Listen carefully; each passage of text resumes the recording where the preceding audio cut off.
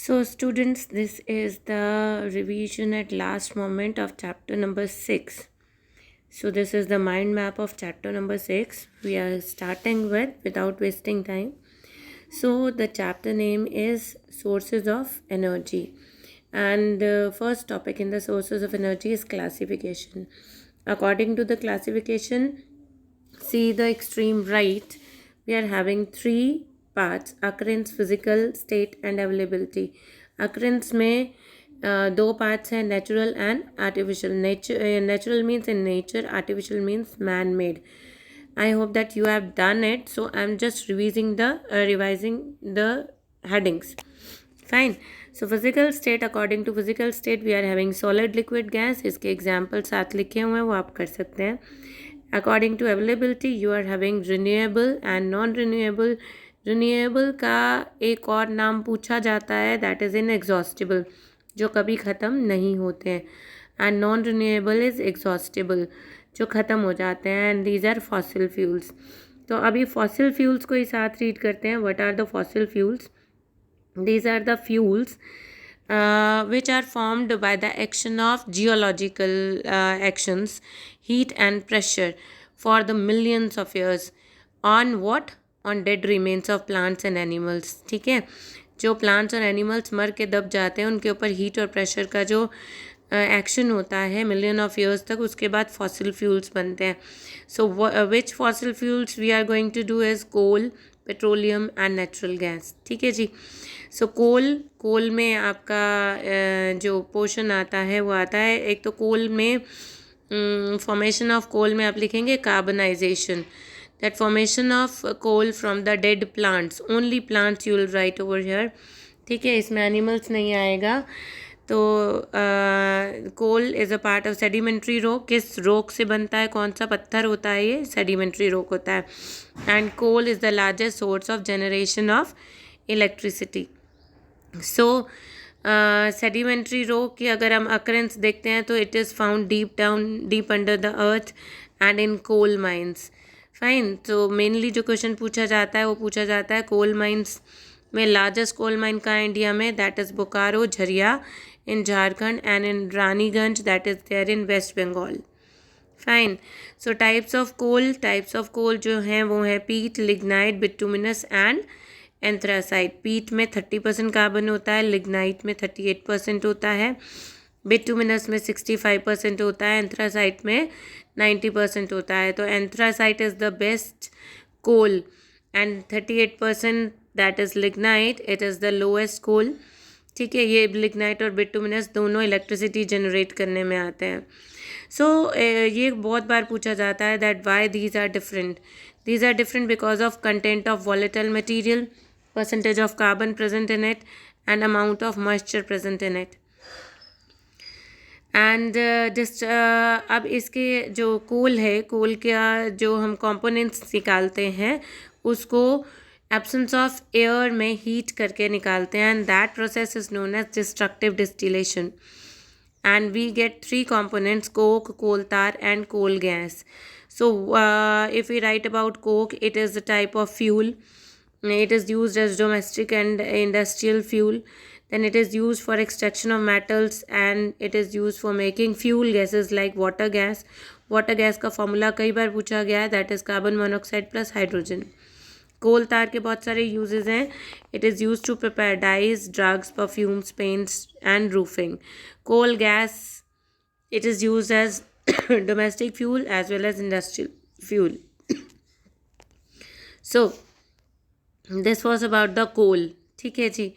Next इसमें petroleum आता है, वो एक बार करेंगे. Firstly you see about natural gas. Natural gas को जब हम कंप्रेस कर देते हैं और उसको सिलेंडर्स में भर देते हैं, we call it as compressed natural gas, that is CNG.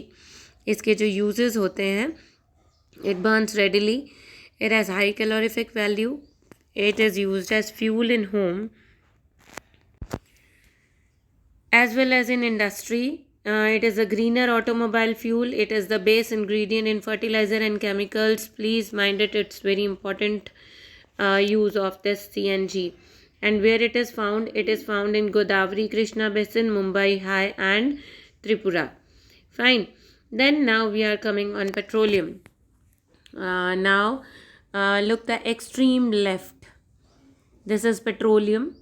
ठीक है जी. पेट्रोलियम के ये लेफ़्ट में देखेंगे 3 नाम इसके हैं. पेट्रोलियम को हम क्रूड ऑयल बोलते हैं, रोक ऑयल बोलते हैं, लिक्विड गोल्ड बोलते हैं. इसकी स्पेसिफिकेशंस बहुत बार आ जाती हैं. So why we call it crude oil? Because it is dark coloured, viscous and foul smell.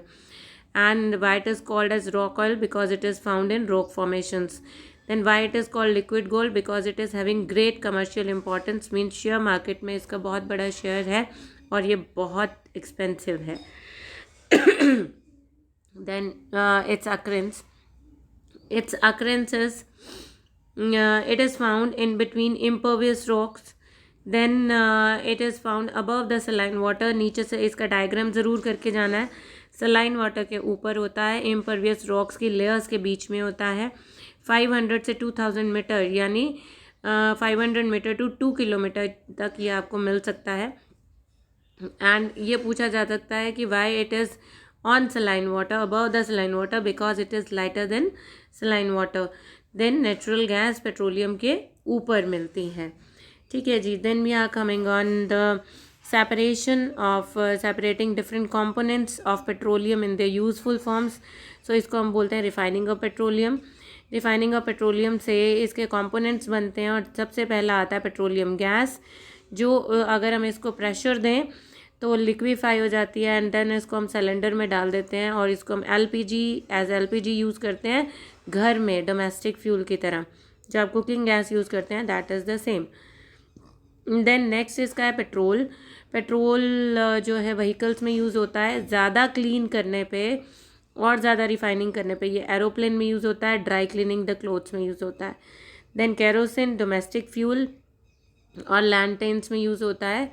Diesel is used in heavy vehicles as fuel and in generators same as fuels. Then in fuel oil boilers में use होता है. Boilers में as a fuel जो use होता है that is fuel oil. और साथ में बनता है एक रेजिडुअल ऑयल. उस रेजिडुअल ऑयल को हम दोबारा से और रिफाइन करते हैं तो ये 3 पार्ट्स बनते हैं. नॉर्मली आपसे ये क्वेश्चन पूछा जा सकता है, right the parts of components of residual oil and there uses. तो आपको ये बताने होंगे that asphalt, paraffin wax and lubricating oil is formed. And this is asphalt is used for making road and coating underside of electric poles because it is waterproof. Then paraffin wax, it is used as grease, as lubricant. Vaseline, ointments, candles में use होती है. This is paraffin wax. Okay. Then lubricating oil, it is used as lubricant. Fine ji. Then our last topic is cleaner fuel.